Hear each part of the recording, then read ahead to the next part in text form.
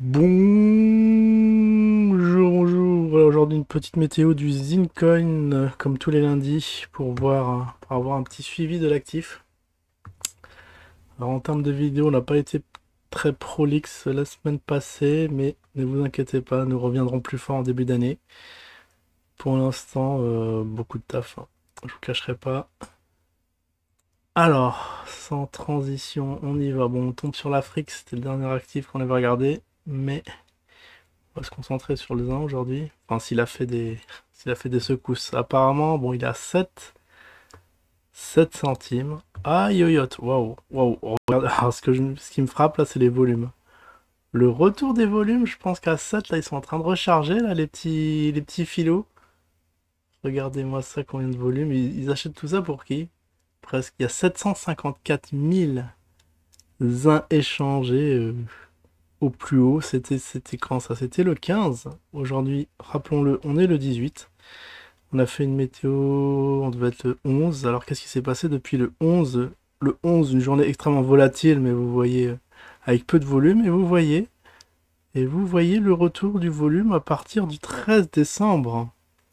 Tiens, tiens, tiens, comme c'est bizarre ça. Alors pourquoi ils achètent, beaucoup de gens achètent de cet actif pendant une, deux, trois, quatre, cinq, pendant 5 jours. Peut-être aujourd'hui aussi on aura des records de volume. Par rapport à après, quand je regarde, ça fait longtemps qu'on n'a pas eu des volumes comme ça. Des volumes qui battent tous les records. Vous voyez, on est au haut du panier. Ah, on est revenu au volume qu'on avait en janvier. Waouh! Est-ce que c'est en train de nous faire un coup de janvier où les gars cumulent du volume et poum, il nous a fait booster. On est passé d'un 20 à 37 à presque 1 à Ah, on a dépassé le 1. Bon, c'était en 2022, alors que le bear market commençait. Bah, le zin a été contre-intuitif et a boosté pendant toute cette période. Et après, nous faisons des petites vagues de plus en plus petites. Vous voyez là, grosse vague quand même. C'est une grosse amplitude. Je vais vous dessiner l'amplitude. Là, c'est pas mal. Pentu, pentu, avec un point haut, mais des points hauts de plus en plus bas. Hop. Et là, en termes de volume, on est revenu ici. Et ça, c'est annonciateur. Apparemment, il y a une petite entourloupe de l'équipe du Zin. Pourquoi se mettent-ils à acheter en masse comme ça? Est-ce qu'il y a des leads initiés? En tout cas, on le voit sur les volumes. Vous aurez été prévenu. Bon, après 7 c'est cadeau, on va dire. Moi, j'attends un personnellement, mais ça se trouve, on va jamais les voir, hein. Donc, un petit engouement. Alors, ceux qui sont chargés en zin peuvent se frotter les mains, parce que ne serait-ce qu'ils passent de, je sais pas, de 7 à... On peut rêver à 20. On peut faire un petit x3, là, juste en prenant une petite clouchée. J'ai plus de liquidité, malheureusement, je peux plus acheter de zin. C'est fort dommage parce que sinon, bah moi aussi j'aurais été faire mes petites emplettes. C'est peut-être le petit cadeau de Noël en avance. Ce qui est bizarre, il n'y a pas de nouvelles, il n'y a rien.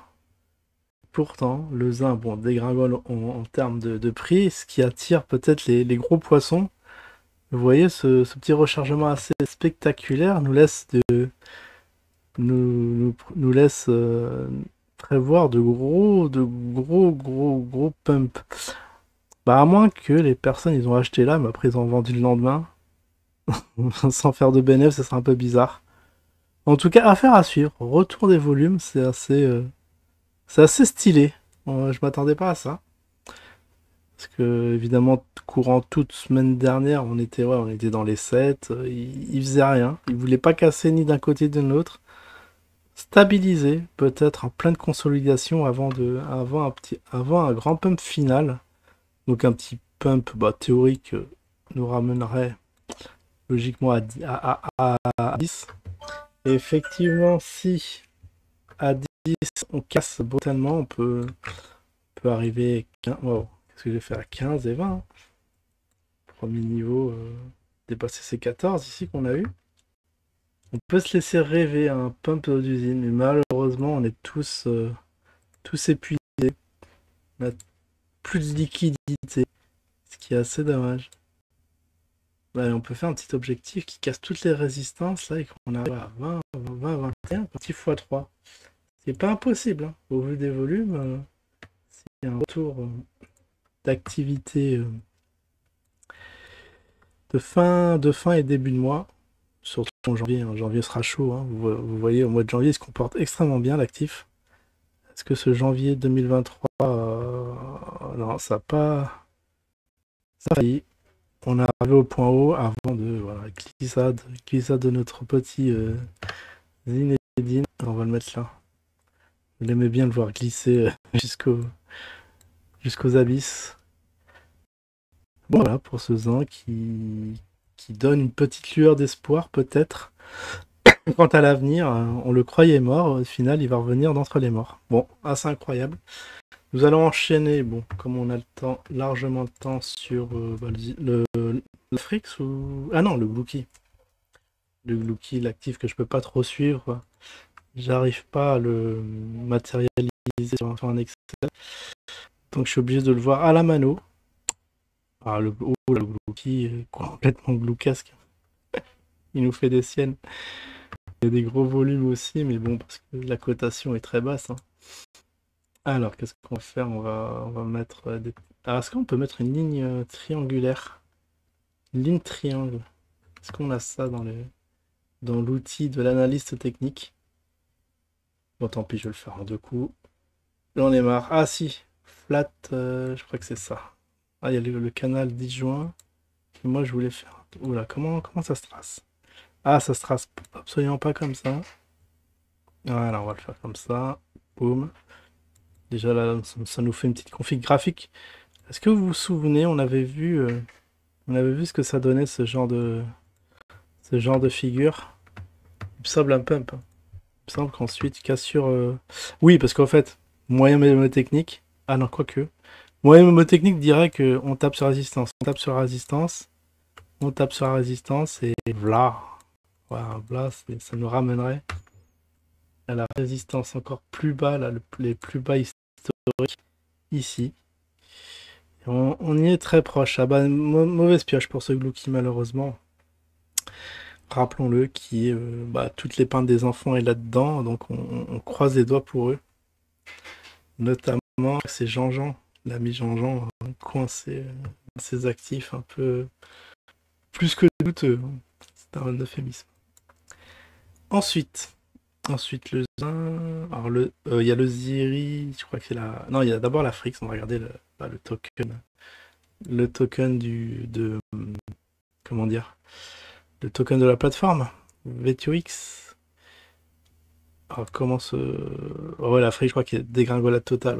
Ouais, celle-là, je crois que je suis à moins 68%, enfin un truc absolument ignoble. Là aussi, je devrais renforcer, mais bon, quand vous voyez la tête. La tête de l'actif, je crois qu'on est au point bas.